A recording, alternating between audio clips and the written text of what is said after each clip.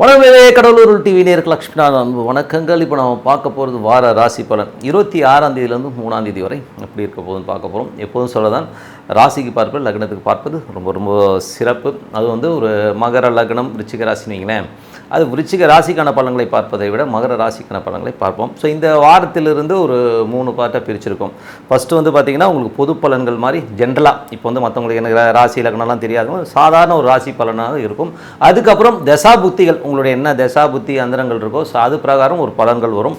கடைசியாக வந்து ஒரு டிப் ஆஃப் த வீக்ங்கிற ஒரு விஷயத்தை கண்டிப்பாக பண்ணியிருப்போங்க. ஸோ இந்த மாதிரி ஒரு 3 ஸ்லாட்டில் தான் இந்த விஷயங்கள் போகும். ஸோ கண்டிப்பாக வந்து எல்லோருமே பாருங்கள், மறக்காமல் வந்து டிப் ஆஃப் த வீக் இந்த வாட்டி கண்டிப்பாக பாருங்கள். தனுசு ராசி. ஸோ தனுசு ராசிக்கு எப்படி இருக்கும் அப்படின்போது உங்களது ராசி அதிபதி வந்து 5ல் இருக்காருங்க. ஸோ 5ல் இருக்கும்போது நல்ல ஏற்றங்கள் நல்ல லாபங்கள் எல்லாமே இருக்கும். வேலை இல்லாதவர்கள் வேலை கிடைக்கிறது, கொஞ்சம் வேலை சிரமமாக இருந்தாலும் அடுத்தடுத்த லெவலுக்கு வந்து புதிய ஒரு வேலை வாய்ப்புகள் கிடைக்கிறதுக்கான வாய்ப்புகள் ரொம்ப நல்லா இருக்குது.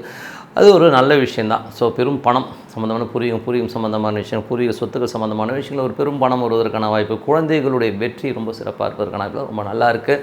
அதுக்கப்புறம் 2ஆம் அதிபதி 3ல் இருக்கும்போது கொஞ்சம் கவனமாக இருக்கணும். நமக்கு தெரியாமல் கேமரா வைக்கிறது, உளவு பார்க்குறது, இந்த மாதிரி விஷயங்கள் இருக்கும். நம்ம ஃபோனை ட்ராப் பண்ணுவாங்க. ஸோ அதனால் கொஞ்சம் ஜாகிரதையாக இருக்க வேண்டிய காலகட்டங்கள் தாங்க. அதுக்கப்புறம் உங்களுக்கு வந்து 3ல் சனி ஆட்சி பலத்தோடு வந்து அது 4ஆம் அதிபதியுடைய தொடர்பில் இருக்கும்போது ராகுடைய சாரத்தில் போகும். நல்ல ஒரு லாபங்கள், ஸோ ஒரு சொத்தை விட்டு இன்னொரு சொத்துக்கள் வாங்குவதற்கான வாய்ப்புகள் இருக்கும். ஸோ அதோட முயற்சிகள் பெரிய வெற்றிகள் இருக்கும். அம்மாக்கும் உங்களுக்கும் ஒரு சின்னதாக ஒரு டிஃப்ரென்ஸ் ஆகும் அப்படின்னு வரதுக்கான வாய்ப்புகளாக இருக்குது. ஸோ அது வந்து கொஞ்சம் ஜாகிரதையாக பார்த்துக்கணும். மற்றபடி வந்து எல்லாமே சிறப்பு தான். மற்றபடி வந்து 4ஆம் அதிபதி 5ல் இருக்கும்போது சொத்துக்களாக நல்ல லாபங்கள், நல்ல ஏற்றங்கள், நல்ல ஒரு பணம் வருவதற்கான வாய்ப்புலாம் ரொம்ப நல்லா இருக்குது. ஸோ அது ஒரு சிறப்பு. 4ல் உள்ள ராகு வந்து பார்த்திங்கன்னா ஒரு புதனின் சாரத்தில் இருக்கும்போது நல்ல ஒரு வருமானங்கள் வருவதற்கான வாய்ப்புகள், நல்ல ஒரு ஏற்றங்கள், தொழில் நல்ல மென்மையான விஷயங்களும் நடப்பதற்கான வாய்ப்புகள் ரொம்ப சிறப்பாக இருக்குது. சொத்துக்கள் சார்ந்த விஷயங்கள் பெரிய லாபங்களை எதிர்பார்ப்பதற்கான வாய்ப்புகளும் ரொம்ப சிறப்பாக இருக்குது. 5ஆம் அதிபதி செவ்வாய் வந்து உங்களுக்கு 2ல் இருக்கும்போது குழந்தைகளோட வளர்ச்சி, குழந்தைகளுடைய சுப நிகழ்ச்சி சார்ந்த விஷயங்கள் கண்டிப்பாக நடக்கும். பட் இருந்தாலும் அது 8ஆம் அதிபதி சந்திரனுடைய சாரலும் சின்னதாக நடைமுறையில் வந்து சின்ன சின்ன சிக்கல்களை ஏற்படுத்தி, சின்ன சின்ன தடைகள் ஏற்படுத்தி அதை கடந்து போய் வெற்றி காணுவதற்கான வாய்ப்பு நல்லாவே இருக்குது. அதுக்கப்புறம் உங்களது 6ஆம் அதிபதி சுக்கிரன். ஸோ 6ஆம் அதிபதி சுக்கிரன் வந்து சந்திரனுடைய சாரத்தில் போகின்ற இந்த காலகட்டத்தில் கொஞ்சம் சின்ன சின்ன ஒரு இடையூறுகள், ஸ்ட்ரெஸ் எல்லாமே இருக்க தான் செய்யும். ஏன்னா வந்து அது பாதகாதிபதியும் 8ஆம் அதிபதியாக வரும்போது சந்திரன் அந்த மாதிரி ஒரு ஸ்ட்ரெஸ்ஸை கொடுக்கும் நடைமுறையில். மற்ற வெற்றிகள் கிடைக்கும்னா கண்டிப்பாக வெற்றி பெறுவதற்கான ரொம்ப சிறப்பாக இருக்குது. உங்களுக்கு வந்து 6, 11, 9, 6, 8, 11 வேலையில் இருப்பவர் ரொம்ப கவனமாக இருக்கும். நண்பர்களிடம் பழகும்போதும் பேசும்போதும் கவனமாக இருக்க வேண்டிய ஒரு காலகட்டமாக தான் இருக்குங்க. அதுக்கப்புறம் பார்த்திங்கன்னா உங்களுக்கு 7ஆம் அதிபதி புதன் வந்து 2ல் இருக்கும்போது நல்ல ஒரு திருமணம் சார்ந்த விஷயங்கள், திருமண உறவு சார்ந்த விஷயங்கள் வந்து நல்ல விஷயங்கள் நடப்பதற்கான வாய்ப்புலாம் இருக்குது. ஸோ இதில் வந்து பார்த்திங்கன்னா 3, 7 என்பது நல்ல ஒரு இன்பமாக மனைவியோட ஒரு சுற்றுறது, வெளி சுற்றுறது, இந்த மாதிரியான விஷயங்கள் நடைபெறுவதற்கான வாய்ப்புலாம் ரொம்ப சிறப்பாக இருக்குங்க. ஸோ அது மட்டும் இல்லாமல் தொழில் ரீதியான விஷயங்கள், புதிய ஒப்பந்தங்கள் கிடைப்பதற்கான வாய்ப்புலாம் ரொம்ப நல்லா இருக்குது. அதுக்கப்புறம் பார்க்கும்போது உங்களது 4ஆம் அதிபதி. ஸோ 4ஆம் அதிபதி வந்து குரு வந்து பார்த்திங்கன்னா உங்களுக்கு வந்து 5ல் இருக்கும்போது நல்ல ஒரு விஷயங்களை ஏற்றங்களை தருவதற்கான வாய்ப்புலாம் ரொம்ப நல்லா இருக்குங்க. ஸோ எல்லாமே சிறப்பு தான். மற்றபடி வந்து பார்த்திங்கன்னா 8ஆம் அதிபதி சந்திரன் வந்து உங்களுக்கு வந்து எந்த மாதிரி விஷயங்களை கொண்டு வரும்போது 8ல் உள்ள கிரகம் வந்து என்றைக்குமே ஒரு சின்ன சின்ன ஸ்ட்ரெஸ்ஸை கண்டிப்பாக ஏற்படுத்தும். அப்போது என்ன பண்ணணும் அப்படின்போது நம்ம வந்து அதீதமான ஒரு முயற்சிகள், அதாவது என்னென்னா எந்த காலகட்டத்தில் நமக்கு விரைவான வாரத்தின் பிற்பகுதியில் வந்து ரொம்ப ஜாக்கிரதையாக இருக்கணும். அந்த காலகட்டத்தில் வந்து ஒரு சின்னதாக ஒரு செலவுகள் அதிகமாகி அதனால் ஒரு மன உளைச்சல்களை ஏற்படுவதற்கான வாய்ப்பு நிறைய இருக்குது. ஸோ அதனால் அந்த மாதிரி விஷயங்களை கொஞ்சம் கவனமாக பார்த்துக்கணும். அதுக்கப்புறம் பார்க்கும்போது உங்களது 9ஆம் அதிபதி சூரியன் 3ல் இருக்கும்போது நிறைய பிரயாணங்கள் மேற்கொள்வதற்கான பிரயாணங்கள், நல்ல வருமானங்கள், நல்ல ஏற்றங்கள் தருவதற்கான வாய்ப்புலாம் ரொம்ப சிறப்பாக இருக்குது. ஸோ அது ஒரு சிறப்பான விஷயம். 10ஆம் அதிபதியான புதன் வந்து பார்த்திங்கன்னா உங்களுக்கு வந்து 3ல் இருக்கும்போது நிறைய ஒரு வளர்ச்சி, நல்ல ஒரு ஏற்றங்கள் தருவதற்கான வாய்ப்பு ரொம்ப சிறப்பாக இருக்குது. தொழில் ரீதியான விஷயங்களுக்கு புதிய ஒப்பந்தங்கள் கிடைப்பதற்கான வாய்ப்பு, நல்ல வளர்ச்சி கிடைப்பதற்கான வாய்ப்பு ரொம்ப சிறப்பாக இருக்குங்க. மற்றபடி 11ஆம் அதிபதி சுக்கிரன் 2ல் இருக்கும்போது நல்ல சுப நிகழ்ச்சிகள் நடப்பதற்கான வாய்ப்புகள், வேலையில் நல்ல மாற்றங்கள், நல்ல ஏற்றங்கள் கிடைப்பதற்கான வாய்ப்புலாம் ரொம்ப சிறப்பாக இருக்கும். ஸோ என்னென்னா இதில் வந்து சந்திரன்கிற ஒரு சாரத்தில் போகின்றனால சின்ன சின்ன ஸ்ட்ரெஸ்ஸுகளை நடைமுறையில் இருக்கும் இல்லையா, மற்றபடி எல்லாமே சிறப்பு தாங்க. ஸோ நடைமுறையில் இருக்குன்னா நம்ம ஒரு இடத்துக்கு போகிறோன்னா உடனே வேலையாகாது, கொஞ்சம் நில்லுங்க, உட்காருங்க அப்படின்னு சொல்லிட்டு ஒரு 10 நிமிஷத்தில் நடக்கிற வேலை ஒரு 1.5 மணி நேரம் இழுத்தாகும். அந்த ஸ்ட்ரெஸ்ஸை கண்டிப்பாக நம்ம தாங்கி தான் ஆகணும். மற்றபடி எல்லாமே சிறப்பு தான். ஸோ இதுவரை வந்து நம்ம பொது பலன்களை பார்த்தோம். இப்போ வந்து தசாபுத்தி பலன்கள் எப்படி இருக்குன்னு பார்ப்போம்.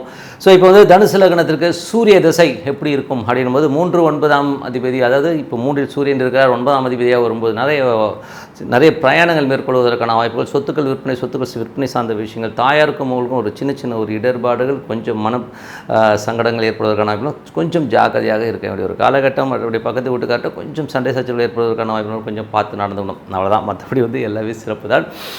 அதுக்கப்புறம் பார்க்கும்போது உங்களுக்கு 2ஆம் அதிபதி 3இல், 2ஆம் அதிபதி 3இல் என்னும்போது உங்களுக்கு வந்து அது மட்டும் இல்லை, சந்திர தசாபதி, தனுசு லக்னம் சந்திரன் தசாபதியில் வந்து பார்த்திங்கன்னா அஷ்டமாதிபதியுடைய திசை என்னும்போது முதல் 2 நாட்கள் திங்கள் செவ்வாயில் வந்து பார்த்திங்கன்னா தந்தை சார்ந்த உறவில் ரொம்ப கவனமாக இருக்கணும். அதுக்கப்புறம் தொழில் ரீதியான விஷயம் கவனமாக இருக்க வேண்டிய ஒரு காலகட்டம். வியாழன் வெளியில் வந்து பார்த்திங்கன்னா நல்ல லாபங்களையும் நல்ல வெற்றிகளையும் கொடுக்கும். ஸோ வெள்ளி அந்த சனிக்கிழமை வாக்கில் வந்து மட்டும் கொஞ்சம் கேர்ஃபுல்லாக இருக்கணும். சின்ன மனசலனங்கள், ஸ்ட்ரெஸ், இந்த மாதிரி விஷயங்கள் வருவதற்கான வாய்ப்புலாம் இருக்குது. இது வந்து தனுசு லக்னம் சந்திர தசாபுத்தி அந்தரங்கள் நடக்கணும், கண்டிப்பாக நடப்பதற்கான வாய்ப்புலாம் நிறையா இருக்குது. ஸோ கொஞ்சம் ஜாகிரதையாக இருக்கணும். அதுக்கப்புறம் தனுசு லக்னம் யாருக்கெல்லாம் செவ்வாய் தசாபுத்தி அந்தரம் நடக்குதோ அவங்களுக்கு எப்படி இருக்குன்னா, உங்களுக்கு வந்து 5ஆம் அதிபதி மற்றும் 12ஆம் அதிபதி உங்களுக்கு வந்து 2இல் இருக்கும்போது குழந்தைகளுடைய வளர்ச்சி நல்லாயிருக்கும். குழந்தைகளோட குடும்பம் சார்ந்த விஷயங்கள், குழந்தைகளுக்கு புதுசாக பெருசாக பண்ணணுங்கிற ஒரு எண்ணங்களும் அற்புதமாக இருக்குது. அதுக்கான செலவுகளை கொஞ்சம் நிறைய பண்ணிவிடும். ஸோ அது வந்து ஒன்று. பட் இருந்தாலும் நடைமுறையில் வந்து பார்த்திங்கன்னா ஒரு சின்ன ஒரு சலசலப்பு, ஏன்னா 8ஆம் அதிபதி சந்திரனுடைய சாரத்தை செவ்வாய் போகும்போது அந்த ஒரு சலசலப்புகள் மனவேதனைகளை சின்னதாக கொடுக்கும். ஸோ அதை மட்டும் கொஞ்சம் பார்த்து நடந்துக்கணும். அதுக்கப்புறம் உங்களுடைய தனுசு லக்னம் ராகு தசாபுத்தி எப்படி இருக்கணும். ராகு வந்து 4ஆம் அதிபதி, அது வந்து புதனுடைய சாரத்தில் போகும்போது புதன் வந்து 3இல் இருக்கும்போது நிறைய விஷயங்கள், அதாவது அம்மாவுக்கு உங்களுக்கு நிறைய கான்ட்ரவர்சிஸ் வருவதற்கான வாய்ப்புகள், ரொம்ப கவனமாக இருக்கணும். அது மட்டும் இல்லாமல் கணவன் மனைவிக்கு நடுவில் வந்து நல்ல ஒரு சந்தோஷங்கள், குதூகலங்கள் எல்லாமே இருக்கும். ஸோ அதெல்லாம் வந்து ஒன்றும் பெரிய ப்ராப்ளம் இல்லை. இல்லை தொழில் ரீதியான விஷயங்கள், புதிய ஒப்பந்தங்கள் ஏற்படுவதற்கான வாய்ப்புகளும் நல்லாவே இருக்குங்க. ஸோ நல்ல விஷயங்கள், நல்ல மாற்றங்கள் எல்லாமே சிறப்பாக இருக்கிறதுக்கான வாய்ப்புலாம் ரொம்ப நல்லாவே இருக்குது.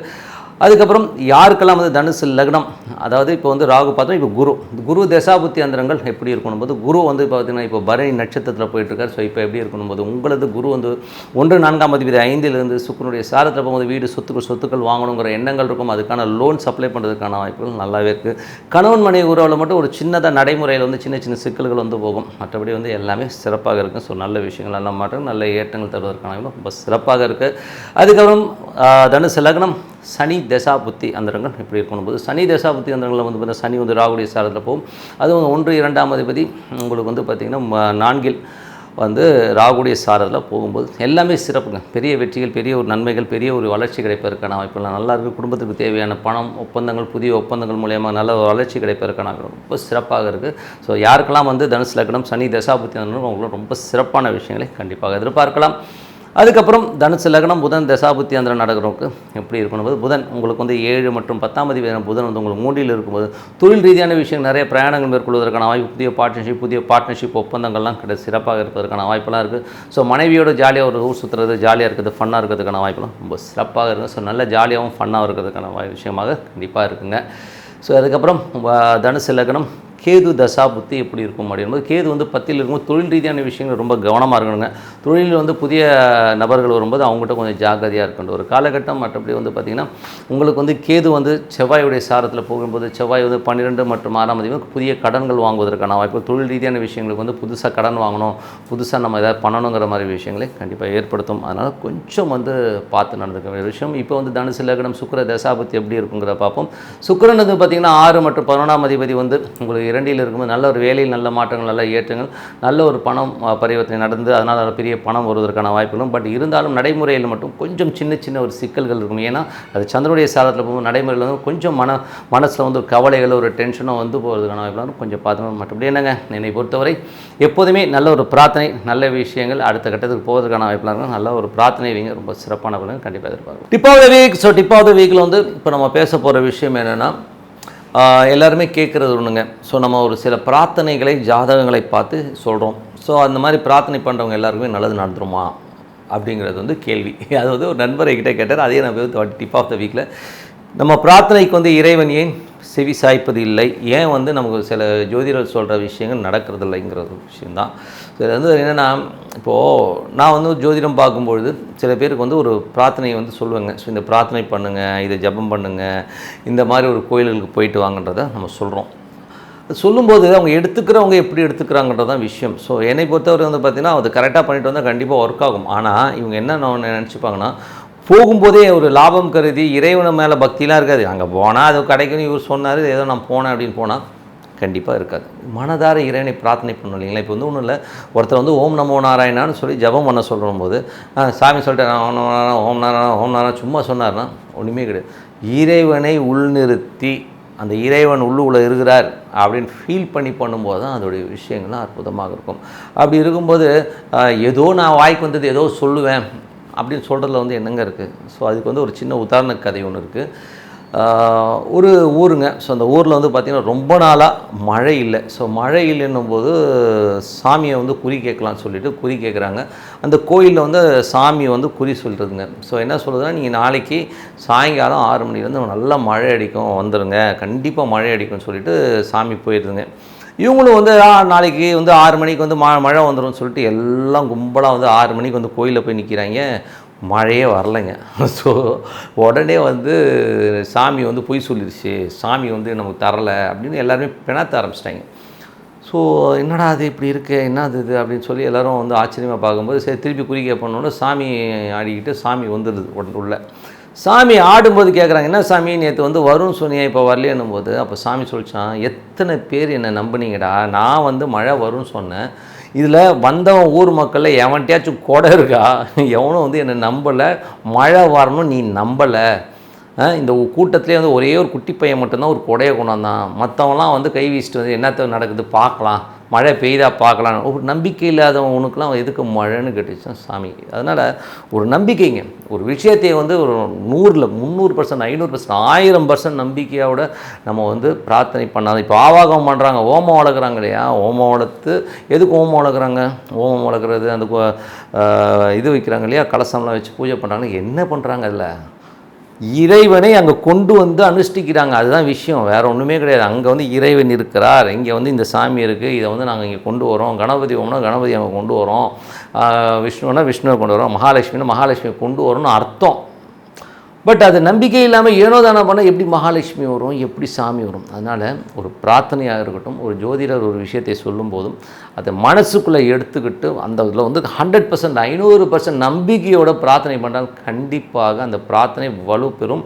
அது மட்டும் இல்லாமல் உடனே கிடைக்காது. எல்லாருமே வந்து ஒரு இங்கிலீஷ் மெடிசன் மாதிரி அலோபதி ஜுரம் வந்துச்சு உடனே ஒரு மாத்திரை போட்டேன் கப்புன்னு அந்த ஜுரம் போயிடுச்சுன்னு சொல்லும், அந்த மாதிரி கிடையாதுங்க. பிரார்த்தனைங்கிறது மனதார பண்ண இறைவனுக்கும் உங்களுக்கும் ஒரு நெருக்கம் ஏற்பட எல்லா மேஜிக்கும் நடக்க ஆரம்பிக்கும். அதுதான் உண்மையான விஷயம். ஸோ கண்டிப்பாக ஒரு பிரார்த்தனை மனதார பண்ணுங்கள், சிறப்பான வாழ்க்கை கண்டிப்பாக இருக்கும். கடவுள் அருள் டிவியை பார்த்தமைக்க நன்றிகள். மேலும் இது போன்ற தகவல்களை தெரிந்து கொள்ள கடவுள் அருள் டிவியை சப்ஸ்கிரைப் செய்யுங்கள். மறக்காமல் பெல் ஐக்கானை கிளிக் செய்யுங்கள்.